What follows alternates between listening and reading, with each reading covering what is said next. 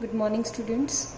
So we are back again with our next part of our video, and we were discussing about our first chapter, that is power sharing, and we have discussed about the two case studies of Sri Lanka, and second one is Belgium. So firstly, students, you are thinking that why we are doing case studies, why we are studying the history of the different countries, why we were discussing about the composition and the different kinds of ethnic groups of different countries. So it is very necessary, because we all know that we got some very informative information, very precious information from our history. So when we were discussing about the composition of the different countries, and we have taken the two countries for the discussion. So today I will tell you that the condition of Sri Lanka.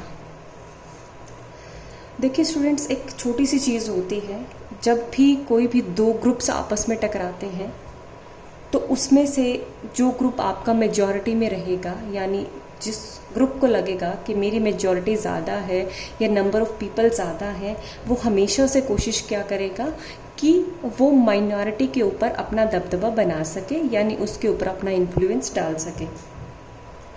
तो यही चीज़ें आपकी श्रीलंका में हुई थी, और इस चीज़ का एक बहुत ही नेगेटिव जो इम्पेक्ट था देखने में आया था वो।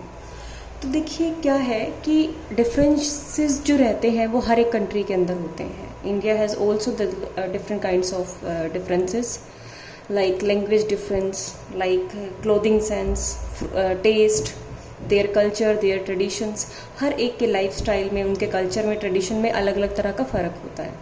ठीक है, हमारे यहाँ पे अलग अलग धर्म भी है, हमारे यहाँ के लोग अलग अलग रिलीजन्स को फॉलो भी करते हैं। हालांकि हमारी कंट्री के अंदर जो हिंदू धर्म है वो मेजॉरिटी में है, ठीक है, लेकिन फिर भी हमारे कॉन्स्टिट्यूशन के अंदर किसी भी धर्म को स्पेशल रेफरेंस या स्पेशल एक प्लेस हम नहीं कह सकते हैं कि वो दिया गया है। Our constitution has adopted the secularism. हमने सेक्युलरिज्म को अडॉप्ट किया है, जिसके अनुसार किसी भी व्यक्ति कोई भी धर्म अपनाने के लिए वो स्वतंत्र है, यानी उसको अधिकार है। दूसरा, ये किसी भी जो धर्म है उसको कोई स्पेशल एक अथॉरिटीज़ नहीं दी जाएंगी कि वो किसी माइनॉरिटी वाले रिलीजन को परेशान कर सके या उसके ऊपर अपने रिलीजन या अपने कल्चर को थोप सके। सो अब जो ये दो अलग अलग कंट्रीज़ हमने देखा, अब सबसे पहले हम श्रीलंका को डिस्कस करेंगे कि श्रीलंका के अंदर क्या सिचुएशन हुई और उनके इम्पेक्ट्स क्या हुए। ठीक है, देखिए इस केस स्टडी से ये तो एक हिस्ट्री की बात हो चुकी है कि ये चीज़ें श्रीलंका में हुई और इनका ये चीज़ें इम्पेक्ट हुई। अब इस चीज़ को हम चाहें तो हम एज वेल एज अपनी पर्सनल लाइफ में या अपनी स्टूडेंट लाइफ में भी हम इसे इम्प्लीमेंट कर सकते हैं। क्यों कर सकते हैं? क्योंकि जहाँ भी हम रहते हैं, हमारे पूरी लाइफस्टाइल में हमें डिफरेंट जगह पे माइनॉरिटी और मेजॉरिटी देखने को मिलती है। सो इस लेसन से हम लोग ये सीखने वाले हैं कि कैसे हम अगर उसको बैलेंस करेंगे तो एक पॉजिटिव इम्पैक्ट देखने को मिल सकता है, और अगर हम उस चीज़ को बैलेंस नहीं कर पाए तो क्या क्या नेगेटिविटीज़ उसकी हो सकती हैं।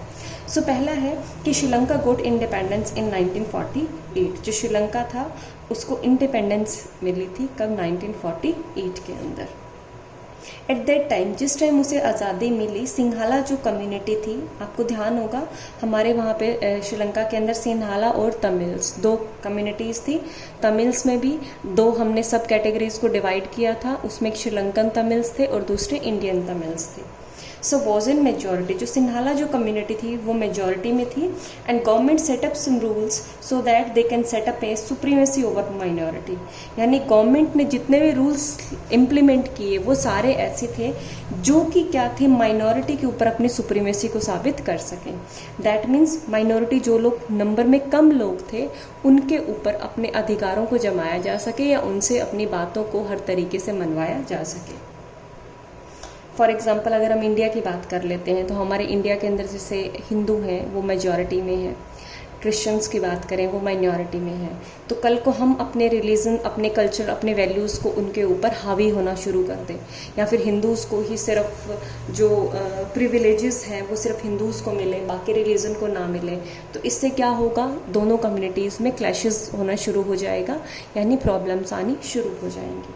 इन 1956 एन एक्ट वॉज पास्ड, एक 1956 के अंदर एक एक्ट पास किया गया to recognize Sinhala as the official language, जिसमें जो सिंघाला जो लैंग्वेज थी, हमने देखा कि श्रीलंका के अंदर जो डिफ्रेंशिएशन हुआ था वो किस बेस पे था, लैंग्वेज बेस पे। तो सिंघाला जो लैंग्वेज थी आपकी, उसको क्या कर दिया गया था, ऑफिशियल लैंग्वेज बना दिया गया था। इससे तमिल्स के ऊपर क्या इम्पैक्ट हुआ, दे फेल्ट डिसगार्डेड, उनको डिसरिगार्डेड होता है कि उनको ये लगा कि हमारा सम्मान नहीं किया गया, कि एक पर्टिकुलर एक लैंग्वेज को जो है वो क्या कर दिया गया, एक स्पेशल लैंग्वेज का जो दर्जा है वो दे दिया गया। Sinhala were given favours in the university and government jobs, चाहे यूनिवर्सिटीज़ में एडमिशन्स की बात हो या गवर्नमेंट जॉब्स की बात करो या यूनिवर्सिटीज़ में जॉब्स की बात हो, हर जगह जो थी सिन्हाला जो कम्युनिटी थी उनके बच्चों को, उनकी कम्युनिटी के लोगों को ही आगे रखा जाता था। Buddhism was favoured and given special protection constitutionally, यानी हमारे संविधान के अनुसार भी क्या किया गया, जो बुद्धिज़्म जो था, बुद्ध धर्म जो था उसे प्रमोट किया गया, उसे एक स्पेशल जगह दी गई, उनके लिए कुछ प्रिविलेजेस यानी कुछ स्पेशल राइट्स रखे गए जो कि आपके तमिल लोगों के पास नहीं थे, वो केवल सिन्हाला जो लोग थे उनके पास, या जो बुद्धिज़्म को अडॉप्ट करने वाले लोग थे सिर्फ उन्हीं को ही प्रोवाइड किए गए थे। All these things created conflicts among the Tamils and Sinhalas। जब एक कम्युनिटी को रिगार्ड दिया गया, स्पेशल अधिकार दिए गए, प्रिविलेजेस दिए गए, स्पेशल राइट्स दिए गए, या अदर तरह की जो फैसिलिटी थी वो सिर्फ एक कम्युनिटी को दी गई और दूसरी कम्युनिटी को पूरी तरह से इग्नोर कर दिया गया, इससे क्या अराइज हुआ, दोनों ग्रुप्स के अंदर कॉन्फ्लिक्ट्स यानी झगड़े की शुरुआत हुई। दोनों एक दूसरे से एक तरह से जेलसी फील करने लगे। तमिल्स को लगने लगा कि हम माइनॉरिटी में है तो क्या है, एग्जिस्टेंस तो हमारा भी है, तो अगर इन्हें राइट मिल रहे हैं तो राइट हमें भी मिलने चाहिए। लेकिन उन्हें वो राइट्स वहाँ की गवर्नमेंट के द्वारा या वहाँ के कॉन्स्टिट्यूशन के द्वारा प्रोवाइड नहीं किए गए थे। Tamils were denied political rights and they were discriminated at every level. Even हर एक लेवल पे, चाहे हम पॉलिटिकल राइट्स की बात करें, चाहे वोट देने का अधिकार हो या फिर चुनाव लड़ने का अधिकार हो, हर जगह पे देखा गया कि तमिल्स को हमेशा पीछे रखा गया था और उनको वो राइट्स नहीं दिए गए थे जो कि सिन्हालास को दिए गए थे।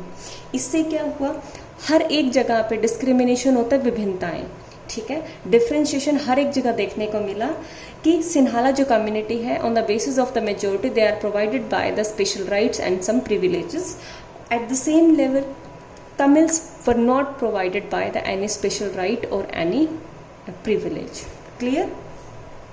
अब जब ये situations आपकी श्रीलंका के अंदर क्रिएट हो चुकी थी, अब इसका इम्पेक्ट क्या आएगा? ऑब्वियस सी बात है, एक सिंपल सा इम्पेक्ट क्या होगा कि दोनों जो ग्रुप्स होंगे आपस में, उनके बीच की जो भी कोऑर्डिनेशन कॉपरेशन होगा वो तो होगा नहीं वहाँ पे, इसीलिए वहाँ पे लड़ाई झगड़े होना शुरू हो गया। Tamil launched a movement against Sinhalas and they were demanded an independent state। अब तमिल्स ने क्या किया, तमिल ने एक मूवमेंट यानी एक आंदोलन शुरू किया आपके सिन्हालास के खिलाफ, गवर्नमेंट के खिलाफ, कि हमें एक अलग से इंडिपेंडेंट स्टेट चाहिए जिसमें तमिल्स अलग से रहें और जहाँ पे जितने भी कॉन्स्टिट्यूशनल राइट्स हैं या प्रिविलेजेस हैं वो तमिल्स को प्रोवाइड की जाए, वहाँ की लैंग्वेज है वो भी तमिल के रूप में वहाँ पे एक्सेप्ट की जाए। Distrust turned into civil war, और धीरे धीरे यही जो एक डिस्ट्रस्ट था, जो आपस में भेदभाव था या एक विश्वास की जो कमी थी, उसने सिविल वॉर के अंदर यानी एक युद्ध के ऊपर जाकर ये चीज़ें ख़त्म हुई थी। Thousands of people were killed in this war, और जो ये सिविल वॉर था इसके अंदर हज़ारों की संख्या में जो लोग थे वो मारे गए थे। ठीक है, सो ये था हमारा मेजॉरिटेरिज्म इन श्रीलंका, यानी श्रीलंका के अंदर जो मेजॉरिटी के बेसिस पे जो डिफ्रेंशिएशन हुआ था उसमें क्या क्या चीज़ें हुई थी और उनका क्या इम्पेक्ट आया था। ठीक है, तो इसको हम फटाफट से एक बार रिवाइज कर लेते हैं कि श्रीलंका को इंडिपेंडेंस मिले 1948 के अंदर। उसमें सिन्हाला जो कम्युनिटीज़ थी उस टाइम मेजॉरिटी में थी, और हर एक जगह पे कॉन्स्टिट्यूशन में भी गवर्नमेंट के द्वारा भी उनको स्पेशल राइट्स प्रोवाइड किए गए थे। इवन जो गवर्नमेंट जॉब्स थी या फिर यूनिवर्सिटी की जो जॉब्स थी या एडमिशन जो प्रोसीजर था उसमें भी सिन्हालास को हमेशा आगे रखा गया। बुद्धिज़्म को कॉन्स्टिट्यूशन में जो है वो फेवर किया गया, और ये सारी जो चीज़ें थी इन्होंने क्या किया, सिन्हाला और जो तमिल्स थी उनके बीच में डिफ्रेंशिएशन को क्रिएट कर दिया था। इवन तमिल्स को पॉलिटिकल राइट्स के लिए भी डिनाई कर दिया गया था। इम्पैक्ट इसका क्या हुआ, इम्पैक्ट ये हुआ कि तमिल्स ने मूवमेंट शुरू की और उन्होंने एक अलग से प्रदेश की डिमांड की जिसमें कि तमिल्स को अलग से रिजर्वेशन मिले और उनके लिए एक अलग से एक जो प्लेस है उसको रिजर्व कर दिया जाए जिसमें सिंघाला कम्युनिटी के लिए कोई भी जगह ना हो। धीरे धीरे ये चीज़ें हैं वो सिविल वॉर के अंदर कन्वर्ट हुई और सिविल वॉर के अंदर हज़ारों लोग मारे गए और बहुत ज़्यादा डिस्ट्रक्शन के बाद यानी महाविनाश के बाद में ये जो युद्ध था वो ख़त्म हुआ। ठीक है, सो ये था आज का हमारा टॉपिक। आई होप आप सभी को समझ में आया होगा। ठीक है, नेक्स्ट लेक्चर के साथ नेक्स्ट टॉपिक के साथ मिलते हैं। Till then take care and have a nice day.